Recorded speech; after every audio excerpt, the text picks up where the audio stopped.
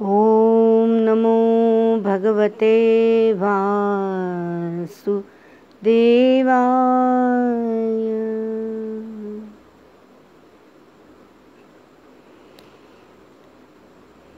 श्रीमद् भगवद गीता का प्रधान विषय क्या है?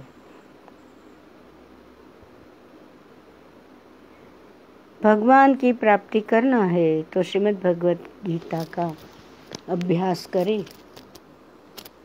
तो मुख्य दो मार्ग भगवान ने बताए, ऐसे लग रहा है। ज्ञान के द्वारा, वो है सांख्य योग, एक मार्ग है सांख्य योग, और दूसरा है कर्म योग। अभी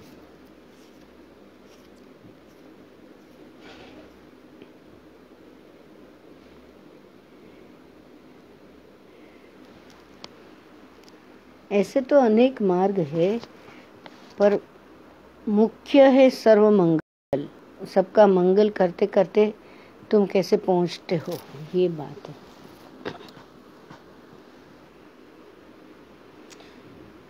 अभी पदार्थ स्थूल में सब प्राप्ति करने जाए तो मृग तृष्णा जैसा है।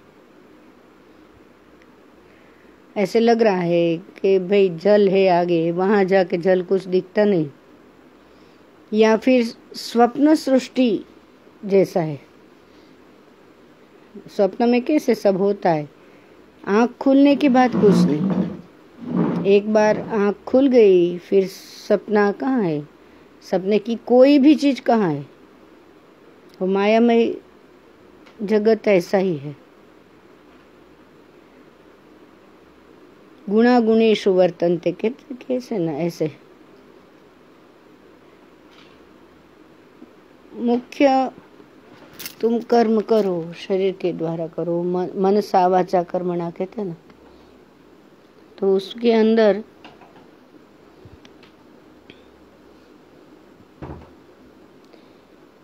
डूअरशिप नहीं होना चाहिए। डूअरशिप आई, जो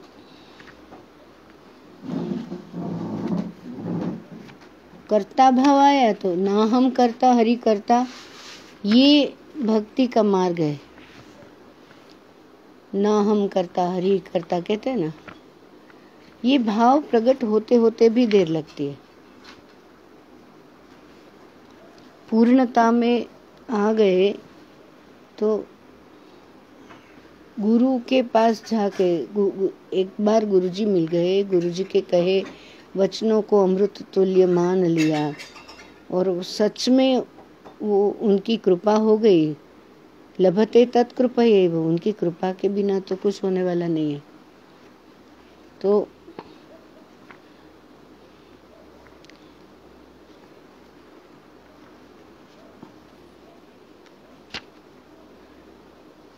ऐसे कहते हैं कि सांख्य और कर्म ये दो है, पर ऐसे तो बहुत सारे हैं।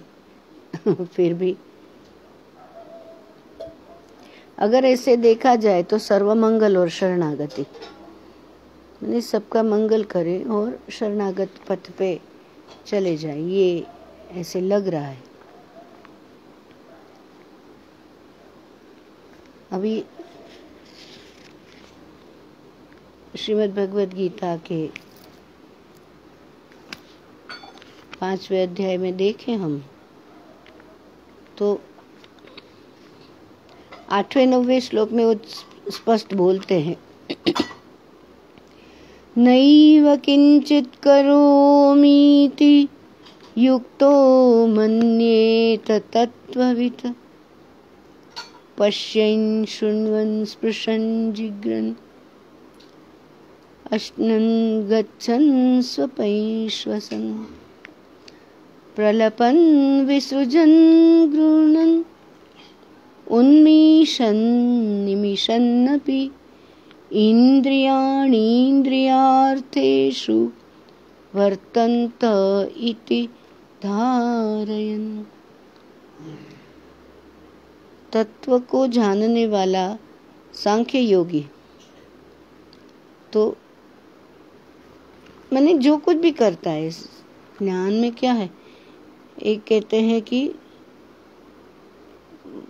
पश्यन शृण्वन, वो देखता हुआ, सुनता हुआ, स्पर्श करता हुआ, सूंघता हुआ, भोजन करता हुआ, गमन करता हुआ, मैंने आता जाता कुछ भी करता हुआ, सोता हुआ, श्वास लेता हुआ या बोलता हुआ, जो भी क्रिया है ना, त्यागता हुआ, ग्रहण करता हुआ, मैंने आना हो, जाना हो, त्याग हो, ग्रहण हो, जो भी है, और आँखों को खोलता और मूंदता हुआ, आँख खुल बंद करते, ये सब अपने अपने कार्य में कर, वो इंद्रियां जो है,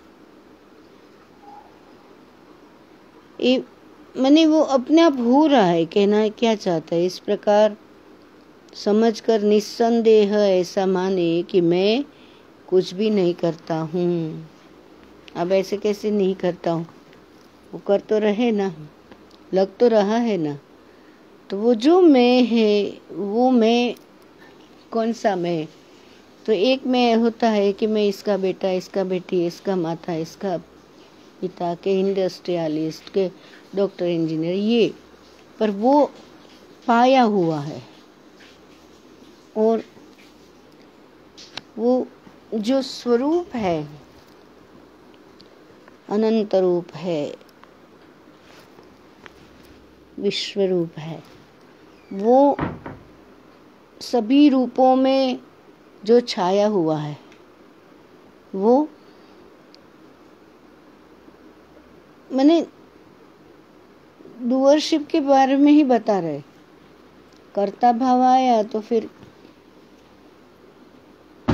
आगे नहीं बढ़ पाओगे।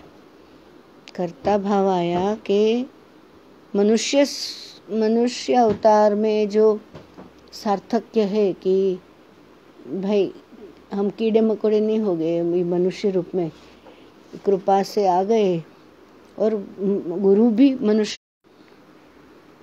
फिर अगर आगे बढ़ना है तो कर्तापन के अभिमान से रहित होना। अभी करने का प्रश्न ही कहाँ उठता है, हम कर रहे, बोल रहे हैं, समझो। वो बोला ना कि बोलता हुआ, खाता हुआ, पीता हुआ, जो भी क्रिया हो रही है, अभी समझो किसी व्यक्ति का राम राम सत्य हो गया, थोड़ी ना वो कर सकेगा। ये कहने की बात, समझने की बात है कि भीतरी तत्व जो है वो सर्व विश्वव्यापी तत्व है, सर्व में है। सर्व में माने मनुष्य ऐसे नहीं, प्राणी, पशु पक्षी, कीट पतंग, जो भी, निहारिका, पूरा उनका एक अंश मात्र से बना है, पर है तो वही ना। तो सर्वव्यापी जो सच्चिदानंद घन परमात्मा है, उसके स्वरूप में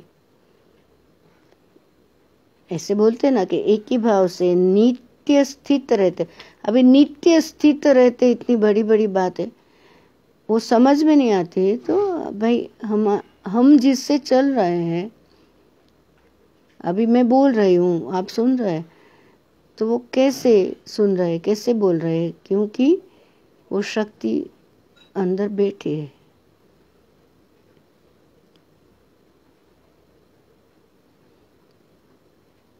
वो ये गाते ना, मुँह को कहाँ ढूंढे रे बंदे, मैं तो तेरे पास में।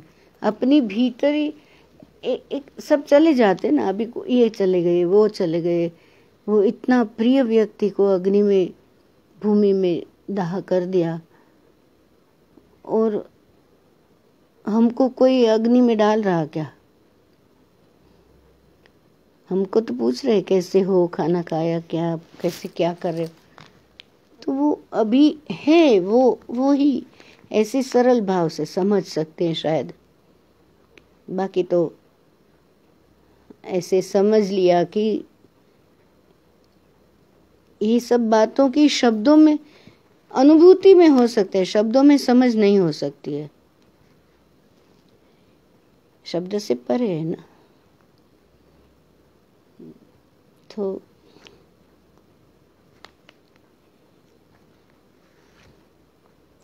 हमारे भीतर आसपास सर्वव्याप्त शक्ति एक है, कोई ईश्वर है, एनर्जी को हो, सच्चिदानंद घन वासुदेव को, माँ कहो, जो भी कहना है कह लो, सर्वम शिवमयम जगत विष्णुमयम जगत। उसके सिवा अन्य किसी के होने का भाव नहीं रहना। यही तो सांख्य योग का साधन, और कुछ नहीं है। और भक्ति में शरणागति से कि तू जैसे रखे ऐसे रहूं, जो खिलाए सो खाऊं, जहाँ बिठाए सो बैठूं, ये शरणागति का भाव है। सुख दुख, गुजराती में एक गाना है, हे जी सुख दुख मन मानी, हे जी घट साथे रे घड़िया,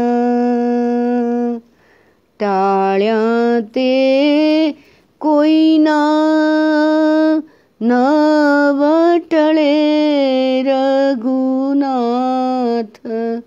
न जड़िया, हे जीवाला सुख दुख मन मान।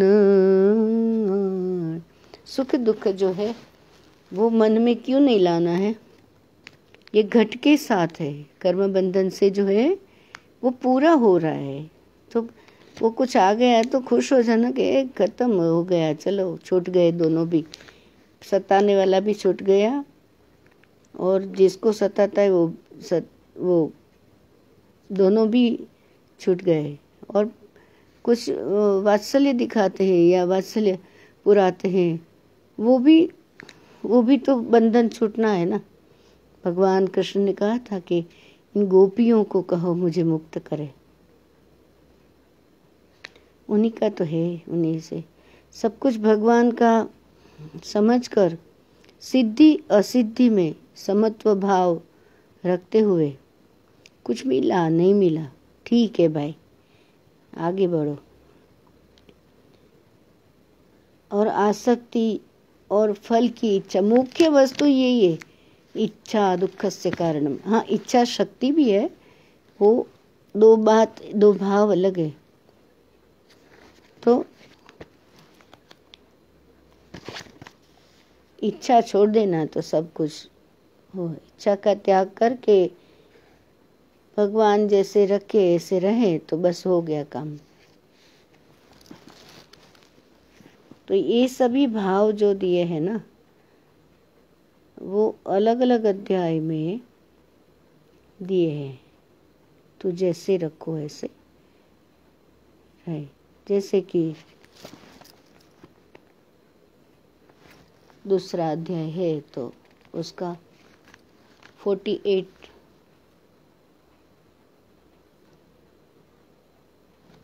तो कहते हैं क्या करना है, कैसे काम करना है। तो योगस्थः कुरु कर्माणि संगम त्यक्त्वा धनंजय, सिद्ध्य सिद्ध्यो समो भूत्वा समत्वम योगमुच्यते। बोलते ही धनंजय, तू आसक्ति को त्याग कर तथा सिद्धि और असिद्धि में समान बुद्धि वाला होकर योग में स्थित हुआ कर्तव्य कर्मों को कर। समत्व ही योग कहलाता है, समत्व।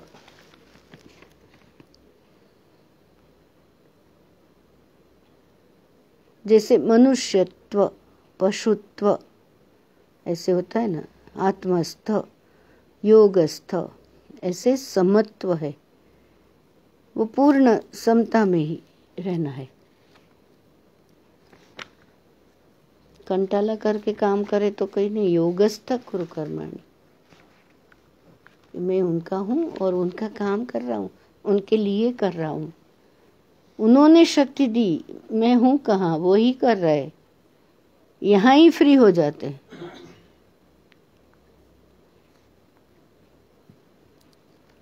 और ऐसे भाव देखे तो आगे जाए तो 5वें अध्याय में 10वां श्लोक,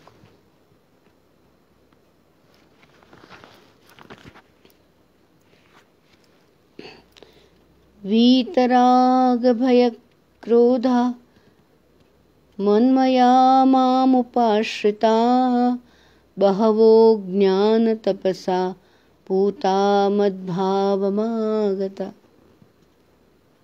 वीतराग भय क्रोधा, तो पहले भी जिनके राग भय और क्रोध सर्वथा नष्ट हो गए हैं। वीतराग, जैसे द्वेष होता है ऐसे राग भी, तो राग से तो फिर तो छूटना है ना। राग नहीं छूटे, वैराग्य नहीं आए तो फिर आगे नहीं बढ़ सकते। वो कहानी बताते हैं ना गुरुदेव कि वो घर छोड़ के सन्यास लेके चला गया, वो वापस आके बोलता है ये चांदी का लोटा बाहर पड़ा है, जरा घर में रख दो। कहाँ छूटा? स्थूल वस्तु के प्रति कहाँ छूटा? यहाँ राग स्थूल वस्तु में ही हम अटके हुए हैं। एक पति पत्नी थे, तो वो एक उनके घर में एक नीम का झाड़, वो मीठा नीम रहता है ना, वो क्या बोलते हैं, वो कढ़ी पत्ता, तो उनका झाड़ था। तो वो उन्होंने वो झाड़ लेके वो पड़ोसी को दे दिया कि वो तुम ले जाओ, ये तो कोई बात नहीं। और पत्नी बोले अरे मेरे सासू माँ, तुम्हारी माँ की याद के लिए हमने उनका सब उत्तर क्रिया करी, तभी वहाँ से ले आए थे नदी किनारे से, यादगिरी रख के इधर रखे थे। और ये अभी कितना सुंदर झाड़ हो गया, और वो तुमने दूसरे को दे दिया, वो तो सब उधर तो उबाल हो गया।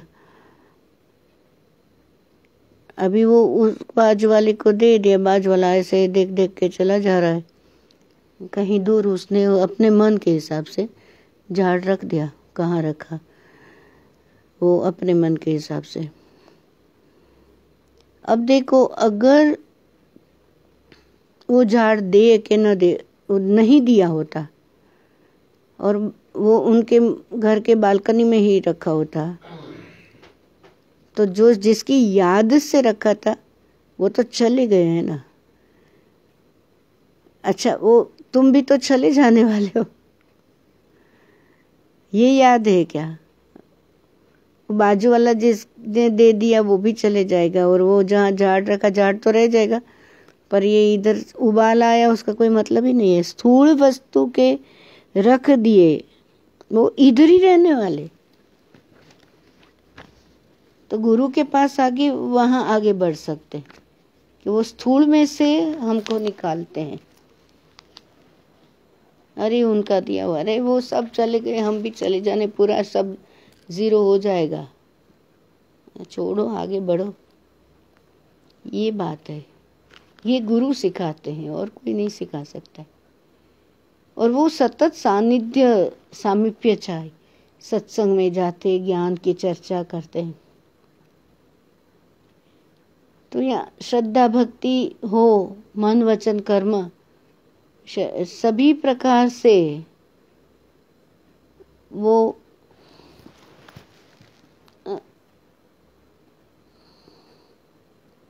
संपन्न तो हो, पर भगवान के शरण नहीं हो तो क्या फायदा?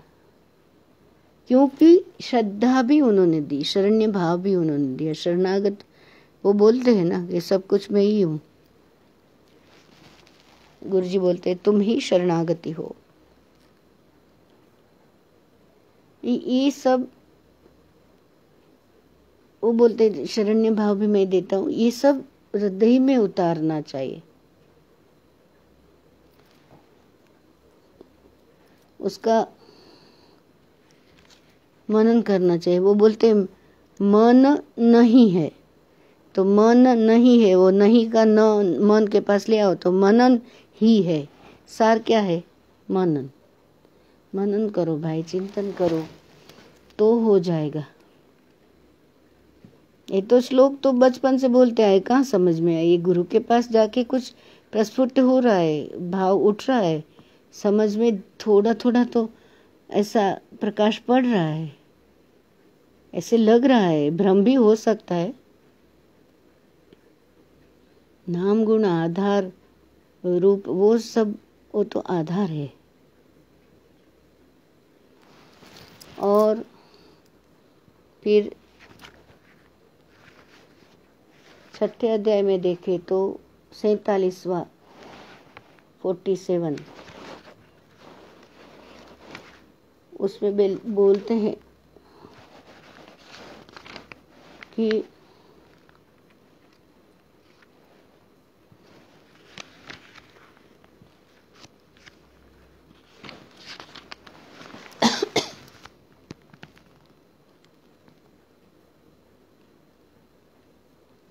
फोर्टी सेवन तो है नहीं, 46 40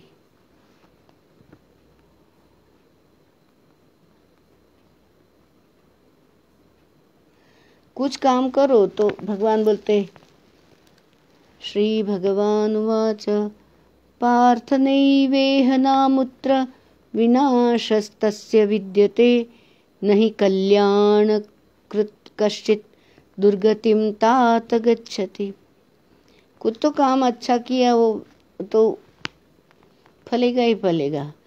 श्री भगवान बोले, हे पार्थ, उस पुरुष का न तो उस लोक में नाश होता है न तो परलोक में ही, क्योंकि हे प्यारे, आत्मोद्धार के लिए अर्थात भगवत प्राप्ति के लिए कर्म करने वाला कोई भी मनुष्य दुर्गति को प्राप्त नहीं होता है। पुरुष का नाश नहीं होता है माने पूर्व माने शरीर, उषम माने तेज, ये बोल रहे। ऐसे तो सांख्य योग के उदाहरण बताए, कर्म योग के उदाहरण बताए, परिणाम तो एक ही है, अभिन्न ही है, वो एक ही जगह जाने वाले।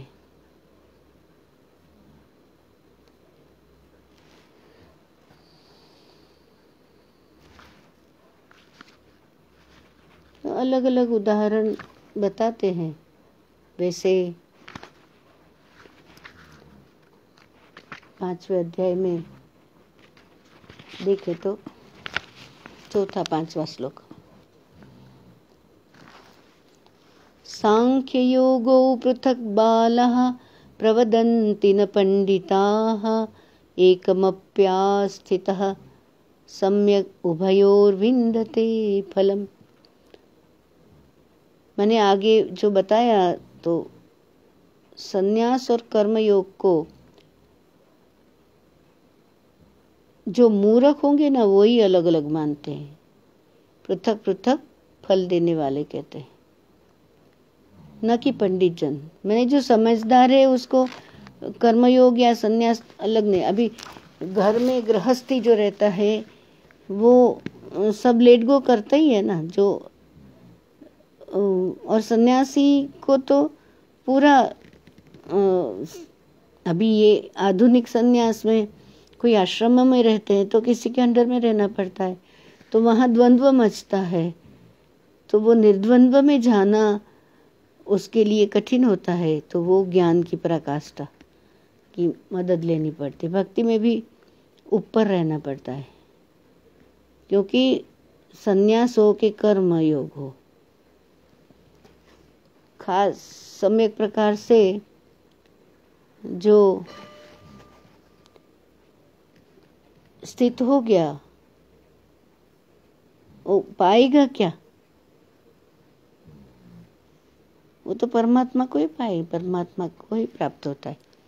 चाहे कर्मयोग, चाहे ज्ञान योग, सांख्य योग, कुछ भी कर लो, किसी प्रकार से भी योग कर लो। उदाहरण हजारों है, सार एक है कि तू पा लो भगवान को, कहाँ पाओगे? सिर्फ अपने भीतर का पाना शक्य है।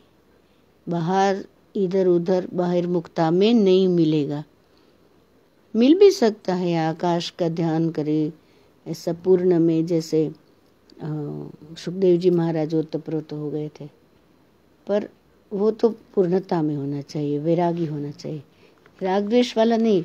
वीतराग भय क्रोध वो कर सकते, भय भी चला गया, मृत्यु का भय लगता है ना, अभी ये ऐसे है, अभी मर जाएंगे, सब मरे, तो तुम तो अजर अमर अविनाश हुए, कह दिया जाएगा पंच तत्व का पुतला। अभी रही बात साधन मार्ग की, तो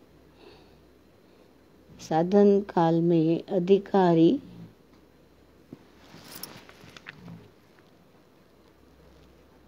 भेद से, दोनों का भेद होने के कारण दोनों मार्ग भिन्न भिन्न बतलाए गए। अधिकारी भेद माने ज्ञान में रह सकता है, फिर भी गुरुजी बताते हैं ज्ञान साबुन की तरह, वो धो देना पड़ता है, लेके घूमोगे तो हो गई बात। पाणिनि ऋषि का हुआ था ना, व्याघ्रते जिग्रते इति व्याघ्र, बाघ आया तो उनकी व्याख्या करने बैठे, बाघ ने फाड़ डाला। सिर पे लेके नहीं बैठना है। इसलिए कोई भी एक पुरुष दोनों मार्ग द्वारा एक काल में नहीं चल सकते। तो कर्मयोग हासिल करो के संन्यास योग हासिल करो, ये स्थूल देखने की बात है। अंतःकरण में हो वो तो बात अलग है। अभी गंगा जी पर जाना है तो कोई भी दो मार्ग है, कोई भी एक मार्ग के द्वारा, दोनों मार्गों से एक काल में नहीं पहुंचता है। एक कोई मार्ग पकड़ ले तो पहुंच जाता है। गंगा जी जाना है, कहीं भी जाना है तो ये सांख्य योग और कर्म योग को जो साधन है, संन्यास आश्रम में नहीं बन सकता, क्योंकि संन्यास आश्रम में कर्मों के स्वरूप में भी त्याग कहा गया है, और सांख्य योग का साधन सभी आश्रमों में बन सकता है। सुख दुखे समय कृत्वा, ये बात कर रहे हैं। यदि कहो कि सांख्य योग की भगवान ने संन्यास के नाम से कहा है, इसलिए उनका संन्यास आश्रम में ही अधिकार है, गृहस्थ में नहीं, तो ये कहना ठीक नहीं है। क्योंकि जैसे दूसरा अध्याय देखे तो 11 से 30 श्लोक तक जो सांख्य निष्ठा का उपदेश किया गया है, उसके अनुसार भी भगवान ने जगह जगह पर अर्जुन को युद्ध करने की योग्यता दिखाई है।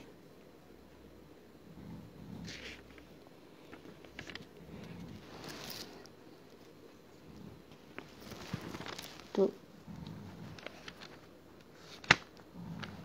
दूसरे अध्याय में 11वां श्लोक में क्या बोलते हैं? जब भी उनका विषाद से बाहर आ गए, तभी अशोचानन्वशोचस्तम, यहाँ से जो भगवान ने शुरू किया। श्री भगवान वाच अशोचानन्वशोचस्त्वं प्रज्ञा वादांश भाषसे, यहाँ से शुरू करके पूरा जो व्याख्यान दिया वो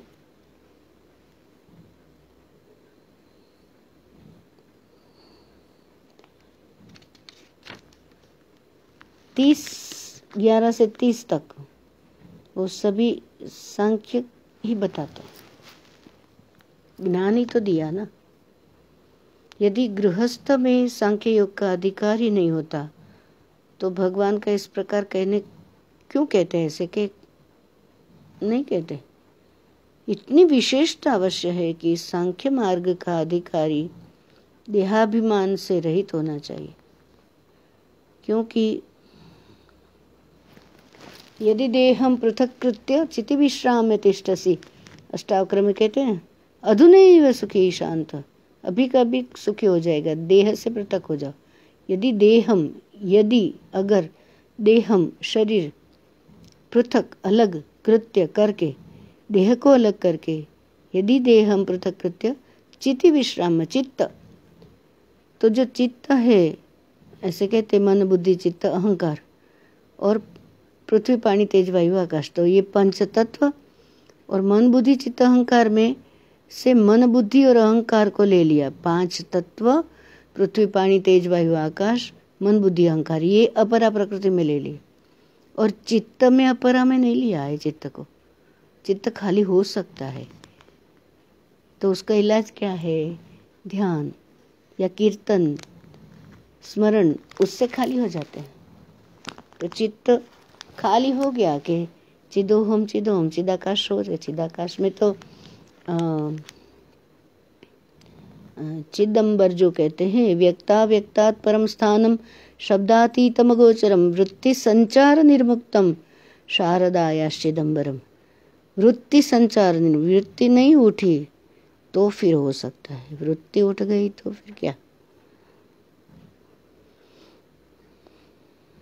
व्यक्ता व्यक्तात् परम स्थानम, व्यक्त अव्यक्त से परे, शब्दातीतम, शब्द से परे, अगोचरम, दृष्टिगोचर नहीं है, दिखता नहीं है, छू नहीं सकते, उसका स्पर्श हो सकता है। जैसे हमें दुनिया में वात्सल्यमयी हाथ ऐसे कोई फिराए कि आंख से हम ही दृष्टि डाल दे, हमें कितना अच्छा लगता है, पर वो ऐसे हाथ फिराता है रे फिर कितना घंटा फिराओगे तुम, पर अंदर से अगर ध्यान के अंदर जो स्पर्श होता है वो तो निस्सीम है, ये सब सीमित है, पर हमें वो सीमित की ही अच्छा लग जाता है, उसमें ही फंस जाते हैं। पंचेंद्रियों का पचड़ा ही फंसाता है। इंद्रियातीत ज्ञान है, वो सोचते नहीं, हमें पता है, पर हम वो बार बार पक्का नहीं किया पाठ, इसलिए हमको थोड़े में फंस जाते हम, है ना। इसलिए ये यदि देहम पृथक कृत्य चिति विश्राम, चित्त में विश्राम करो, माने एक चेतना का जो अंश, एक भाग है, वो वहाँ जो पिक्चर लिए, वो इम्प्रेशंस पूर्व की हुई, फोटोग्राफी का शौकीन है चित्त, वो सब जमा करने का शौकीन है, परिग्रह करने का, वो सब खाली कर दे वो, तो फिर वो खाली हो, वही चैतन्य। या देवी सर्वभूतेषु चेतनित्यभिधि, वहाँ चेतना का वो जो चित्त का भाग है, वो खाली होने से वो फिर चैतन्य का स्वरूप बनते हैं। जैसे आकाश शरीरम ब्रह्म आनंद आत्मा, फिर आनंद आता है। आकाश शरीरम, खाली होना ना, शरीर कैसा होना? खाली होना।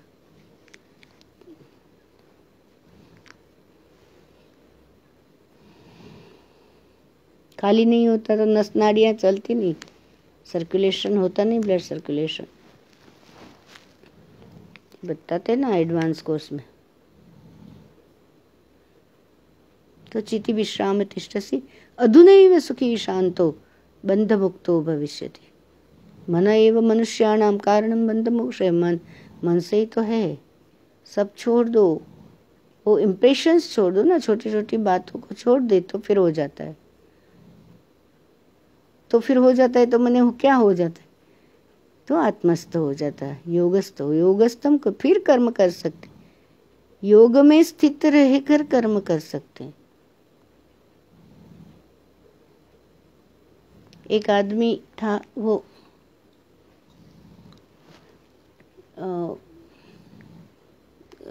वैष्णव भक्त था, तो वहाँ शैव भक्त के यहाँ काम कर रहा था। तो वो बोले कि ऐसे तिलक लगाओ, तो उसने वो तिलक पेट पे लगाया। तो बोले क्यों? बोले यहाँ काम तो मैं पेट के लिए कर रहा हूँ ना। स्थूल में जो है वो टिकेगा नहीं। कहने का मैंने वो कड़ी पत्ता की कहानी बनाई ना, कि कड़ी पत्ता का झाड़ अगर उन्हें किसी को दे दिया तो वो झाड़ भी यहाँ रहेगा, न जाने कितना वर्ष के बाद वो भी गिर जाएगा, जिसके याद में रखा था वो तो चले गए, अभी तुम भी चले जाने वाले हो, ये याद रहना चाहिए कि विनाश जो लय एक अंग है, जैसे सृष्टि स्थिति पालन ऐसे संहार भी एक अंग है। ये हमें याद नहीं है, मालूम तो है, याद नहीं, ये याद करना पड़ेगा। अभी संहार के समय सब सेवा जरूर करना चाहिए, प्रार्थना जरूर करना चाहिए, पर अटकना नहीं चाहिए किसी के स्मरण में। घटना स्मरणम, शब्द स्मरणम, भूतकाल स्मरणम, ऐसा किसी भी शास्त्र में कहा नहीं गया है। शास्त्र तो हालांकि मैंने पढ़े नहीं है, पर ये सत्संग में सुना है कि कहा गया है कि श्रवणम कीर्तनम विष्णु स्मरणम, विष्णु स्मरण, विष्णु का स्मरण। तो भाई क्यों विष्णु का स्मरण करना है? विष्णु भगवान का काम है पालना, तो तुम्हारी पालना हो जाएगी। भगवान का स्मरण करो जो पालनहार है। ये घटना स्मरण, फटना स्मरण, फलाने ने ये कहा, वो वाक्य बहुत महान है कि वर्तमान में जियो, गुरु जी ने कहा, ये वाक्य महान है। Cut the past, set the past, ये कहा, वो महान, वो बुद्ध भगवान कहते न, गते गते परागते स्वाहा, चले गए गतम न शोच्यम। यहाँ यही भगवान कहते हैं, शोच्यानन्व शोचस्तम प्रज्ञावादांश भाष से, यहाँ से श्री भगवान उवाच, मैंने भगवान का सांख्य का ज्ञान शुरू होता है। जब तक शरीर में अहम भाव है, अष्टावक्र जी ने कहा ना कि यदि देहम पृथक कृत्य चिति विश्राम तिष्ठसि अधुनैव सुखी शांतो बंध मुक्तो भवसि। बंधन से मुक्त होना है, सुखी होना है, शांत होना है, तो देही भाव में रहो, देह भाव से निकलो। देह देवाचे मंदिर त्यात आत्मा परमेश्वर। ये एक देवालय है, ये देवों का आलय है, यहाँ सभी देवताएं रहते हैं, कान के देवता, आँख के देवता, सभी के देवता ये देवालय में रहते हैं। जैसे होता है ना ग्रंथालय, ग्रंथ, वहाँ ग्रंथ मिलते हैं, औषधालय औषध मिलता है, तो ऐसे ये देवालय है। देह जो है वो देवालय है, उसके भीतर जो है वो देही जो है वो भगवान है। तो भगवान सांख्य योग में बताया ये सब। 2 साधन है, कर्म योग करो, सांख्य योग करो। ऐसे देखो तो त्रिसत्यस्य भक्तिरेव गरीयसी। उसको कहा ना कि भाई तू मामेकं शरणं व्रज त्वा सर्व पापेभ्यो मोक्षयिष्यामि मा शुच। तू मेरा चिंतन करता हुआ कर्म योग को कर।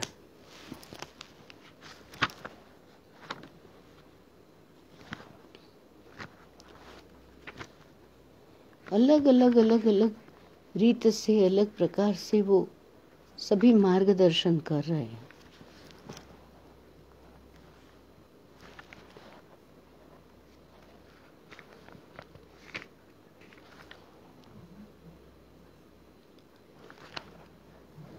हमें योग में स्थित होना, ध्यान से करो, कर्म से करो, संन्यास से करो या ज्ञान कर्म, दोनों को भी त्याग दो। जो करना है वो करो।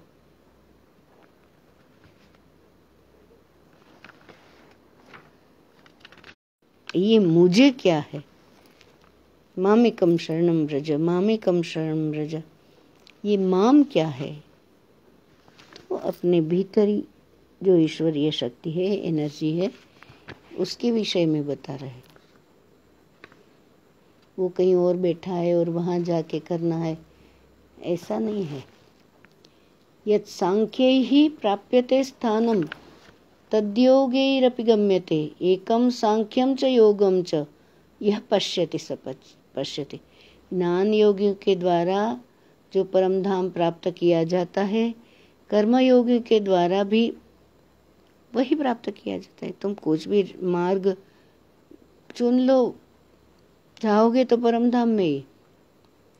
इसलिए जो पुरुष ज्ञान योग और कर्म योग को फल रूप में एक देखता है, यह पश्यति स पश्यति, ज्ञान योग भी वही है, कर्म योग भी वही है, ये समझ गया तो वही यथार्थ दिखता है, ये कह दिया।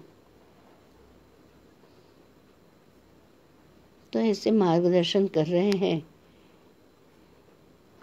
अंत में कहते हैं कि भाई तू मेरा प्रिय है, घबरा मत, कर तू, हन्त्वा सर्व पापेभ्यो मोक्षयिष्यामि मा शुचः, मैं तेरे सभी पाप से मुक्त करूंगा, पर मेरी शरण में आ।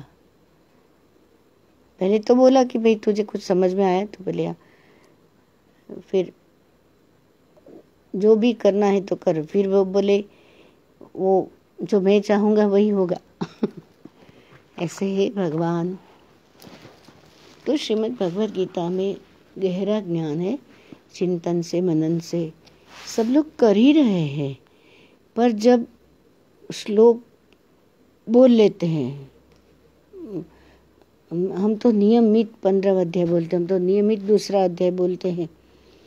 ऐसे बोलने से, ये श्लोक बोलने से उसमें जीवन तक ज्ञान है। भाई जागो, तुम सुख दुखे समय कृत्वा लाभा लाभव जया जय बोल लोगे तो तुम्हारे सामने situation will be created for you.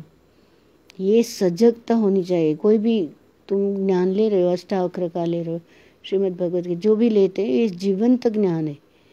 तो वो उसमें बराबर उसका अर्थ भी समझ लिया, श्लोक भी समझ लिया, और फिर ऐसे देखा जाए तो पता ही नहीं है ये क्या हो रहा है, भगवान मेरे साथ क्या हो रहा है। अरे पर तू वो ज्ञान ले रहा है तो तुझे वो ज्ञान जीना पड़ेगा। इज वेरी स्ट्रिक्ट गुरु, कृष्णम वंदे जगत गुरु। You will have to take the knowledge, नहीं तो पाठ नहीं कर सकते। तो जो ज्ञान तुमने अपनाने को हाथ में लिया, तो जब भी सिचुएशन विचित्र आएगी तुरंत समझ लोगे कि ओह ये तो भगवान की मस्ती है, मुझे पेपर दे रहे हैं। ये समझ गया तो सिचुएशन बदल जाएगी। ये मेरा विश्वास है, मेरा अनुभव भी है। तो हम जिए बस, और क्या, उनके ज्ञान के सहित। मधुर सुमधुर गीता दी है। जय भगवद गीते, जय भगवद गीते, हरि कमल विहारिणी सुंदर सुपुनीते। हरि ही कमल हृदय में विहार करते करते वो शब्द गंगा निकल पड़ी, उसमें आज भी हम ना रहे। तो श्रीमद् भगवद गीता का अभ्यास करना चाहिए और अर्थ समझना चाहिए। संतों की हजारों टीका है, तो 1000 तो नहीं कर सकते, पर अपने जो गुरु है, गुरु के जो अर्थ बताया है गुरु जी ने, वो थोड़ा समझने का प्रयत्न। इतना ले भी नहीं सकते हम, समुंदर दे दिया है। अंजलि भी पी ले तो तभी भी बहुत है। तो अंजलि क्या के शरण्य भाव जागृत हो जाए। शिष्यस्ते हम शाधिमाम त्वाम प्रपन्नम। अब भाई एक बताओ, जो श्रेय है बताओ, ब्रूहि निश्चितम, एक ही बात बताओ। करिष्ये वचनम तव नष्टो मोह स्मृतिर्लब्ध्वा। मोह नष्ट होता है। अरे ये तो सब क्षणभंग हो रहे, छोटी छोटी चीज़ें में हम कहाँ फंसे। Broaden your vision and deepen your root से गुरु जी का कहा, वो छोटे छोटे वाक्य भी ले लिए। तो ये बहुत बड़ी वाक्य है, छोटे तो है ही नहीं।